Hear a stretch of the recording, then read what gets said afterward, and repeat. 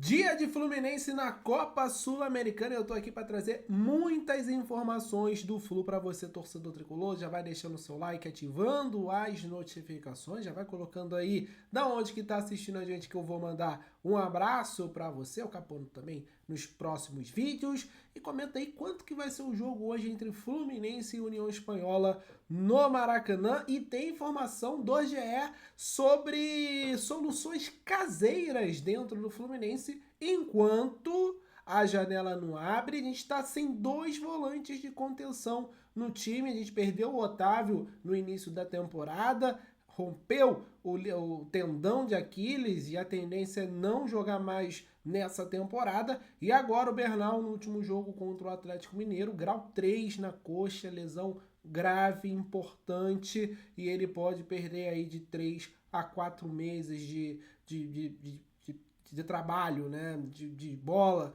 ficar fora no DM. Então, cara, o Fluminense vai precisar contratar nessa posição. E o GE traz informações de que Thiago Santos pode ser um nome, enquanto a janela está fechada, a ser utilizado por ali como primeiro volante, um volante mais de contenção. O Thiago Santos se destacou na temporada passada como zagueiro e já disse que quer continuar assim, quer continuar como zagueiro do Fluminense, mas devido a essa necessidade, o Renato Gaúcho conhece o Thiago, já utilizou o Thiago aqui no Fluminense como volante, né? E foi alvo de críticas por conta disso. No Grêmio também, já trabalhou com jogador também no Clube Gaúcho, então pode ser uma possibilidade muito forte até a janela do meio do ano, onde o Fluminense deve ir ao mercado para contratar nessa posição. Outros nomes já mais conhecidos, consolidados, que estão atuando ali: Martinelli, tem o Nonato, tem o Hércules, e quem corre por fora é o Wallace Davi, jogador da base, subiu com o Riquelme, subiu com o Isaac, é visto como um grande potencial, um grande jogador, mas ainda está abaixo fisicamente do que se pede no profissional, o que é natural, já que ele subiu diretamente do Sub-17, mas já demonstrou qualidade no Campeonato Carioca. A torcida do Fluminense gostou muito das atuações do Wallace Davi ali, mostrou potencial, apenas 17 anos.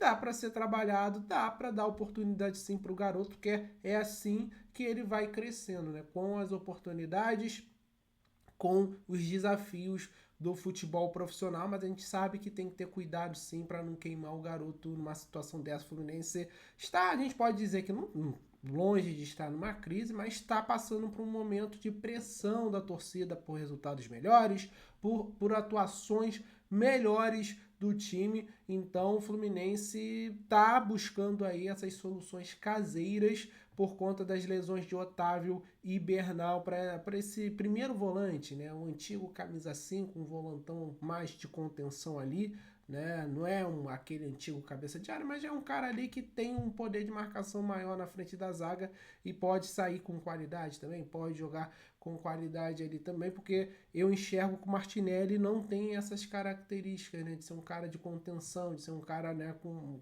pegada na marcação. O Martinelli tem essa deficiência, isso está bem claro, isso, né? A cada jogo que passa a gente vê que o Martinelli tem essa deficiência, essa dificuldade na marcação, mas enfim, fica aí essa informação do Globoesporte.com.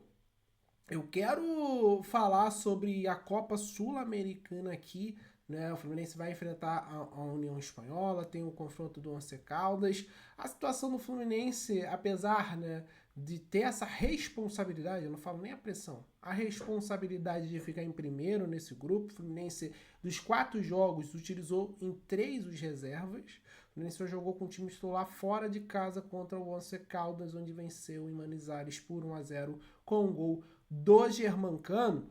E aí, gente, eu vou primeiro falar das informações dos times, aí depois eu passo um pouquinho do panorama, tá?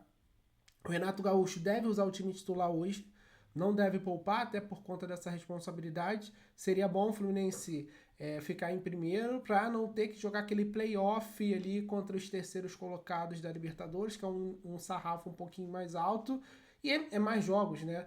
se você colocar na conta aí mais jogos na temporada, que já tem bastante jogos. Então o Fluminense ficando em primeiro, ele já fica lá no mata-mata da Sul-Americana, aguardando as equipes que vão se enfrentar nesse playoff, né? Os segundos colocados dos grupos contra os terceiros colocados da Libertadores. Então é fundamental o Fluminense vencer hoje e vencer o Once Caldas, que deve vencer em casa o San José, tá certo? E aí o Renato Gaúcho vai utilizar os titulares, quem deve ficar no banco é o Thiago Silva, segundo o Globo Esporte, e o Ganso deve voltar para a equipe, né? Tem aquela questão do sintético, né? Um jogo, né? Um terreno que o Ganso consegue desempenhar bem pela questão física dele. E aí a escalação deve ser Fábio, Samuel Xavier, Ignacio Freitas e Gabriel Fuentes, Martinelli, Nonato e Ganso, Arias, Canóbio e Everaldo. Essa deve ser a equipe titular do Fluminense. O União Espanhola deve ser o mesmo time que goleou, né, o Deportes Concepción pela Copa do Chile no último domingo. Torgs Nacioli, Vejá ou Simão Ramírez, Valentim Vidal, Dias e Norambuena, Ignacio Nunes, Jarogui e Ariel Uribe, Rodrigo Vasquez, Matias Soares e Pablo Arangues. Essa deve ser a equipe do União Espanhola para enfrentar o Fluminense nessa quarta-feira no Maracanã, 7 da noite. Jogo que vai passar na ESPN e na Disney Plus. Então, torcedor tricolor, você só vai conseguir acompanhar o jogo do Flu por essas opções, TV fechada e streaming da ESPN. Agora, eu quero falar sobre a situação, né? Eu prometi falar da situação do grupo do Fluminense, que eu não acho uma situação tão difícil assim, tão complicada, por conta dos jogos do Fluminense no Maracanã, e assim, ficou bem claro que o Fluminense é muito superior às equipes do grupo, né? Vai fazer esses 2 jogos em casa no Maracanã. Mas tá aí, ó. Once Caldas hoje é o líder e o Fluminense é o segundo. O São José é o terceiro com 4 pontos e a União Espanhola é a lanterna com 2. O União Espanhola, para se classificar, teria que vencer os 2 jogos, né? E o Fluminense praticamente não pontuar. O Fluminense somar no máximo 1 ponto. O que eu acho muito difícil, já que o Fluminense vai enfrentar a própria União Espanhola hoje. E assim, o time do Fluminense empatou com aqueles reservas de reserva contra o melhor, a força máxima da União Espanhola. Então, mas a gente tem que respeitar os adversários com certeza. Então, o Fluminense vencendo hoje vai a 10. O Once Caldas deve vencer amanhã o San José e aí chegar a 12 pontos. E aí o Fluminense teria essa responsabilidade de vencer o Once Caldas para ser o primeiro. O Fluminense vai ter que vencer os 2 jogos se quiser ser primeiro colocado do grupo.